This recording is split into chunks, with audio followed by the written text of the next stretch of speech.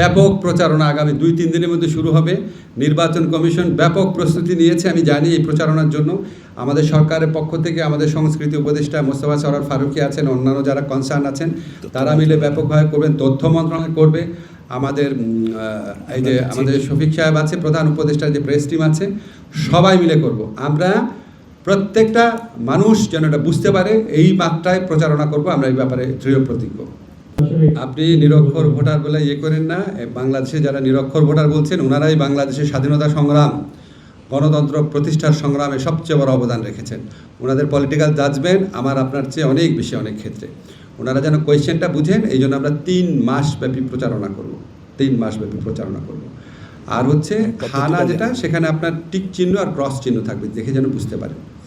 Vote 2টা গণনায় simultaneously চলবে, ঠিক আছে? সাইমালটেনিয়াসলি চলবে, একই সময় চলবে। আমাদের সরকারেরও তো কিছু ভূমিকা প্রয়োজন, ঠিক না? আমাদের এই সরকারও তো জনগণের সংস্কারের আকাঙ্ক্ষাকে রিপ্রেজেন্ট করে, এই সমস্ত মানুষের কথাবার্তা শুনে আমাদের তো কিছু সিদ্ধান্ত নেওয়ার ব্যাপার আছে। Bashundhara public school and college 2026 শিক্ষাবর্ষে ভর্তি চলছে। আর 4 নম্বর যেটা আছে ওটা তো আমরা বলেই দিয়েছি রাজনৈতিক দলগুলো প্রতিশ্রুতি অনুযায়ী। আর 30টার ব্যাপারে ঐক্যমত যেটা, সেটা বলেছি যে এটা ওনারা করতে বাধ্য থাকবেন, কারণ ওনারা এখানে প্রতিশ্রুতি দিয়েছেন।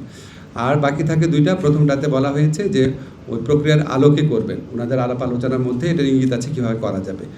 আর উচ্চকক্ষেরটা আমরা বলেছি যে এটা আপনি বলতে পারেন, এটা আমরা অধিকাংশ রাজনৈতিক দল যেই মতামতটা দিয়েছে সেটার ভিত্তিতে আমরা বলেছি আর কি। এই ধরেন আমি বলতে পারি যে কোনো রাজনৈতিক দলের জন্যই খুব অসহনীয় কোনো কিছু এখানে রাখা হয়নি।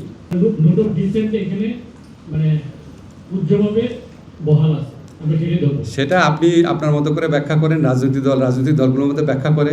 আমরা আমাদের মতো যা বুঝেছি ক্লিয়ার কাট প্রত্যেকটা শব্দের মধ্যে সেটা বলা হয়েছে। এখন কে কীভাবে ব্যাখ্যা করবে সেটা তাদের ব্যাপার। আপনি ধরুন কোনো একটা দলকে যখন ভোট দেন বা প্রার্থীকে যখন ভোট দেন, ওনার কি সব কিছু পছন্দ করেন? সব করেন? সব তো করেন না।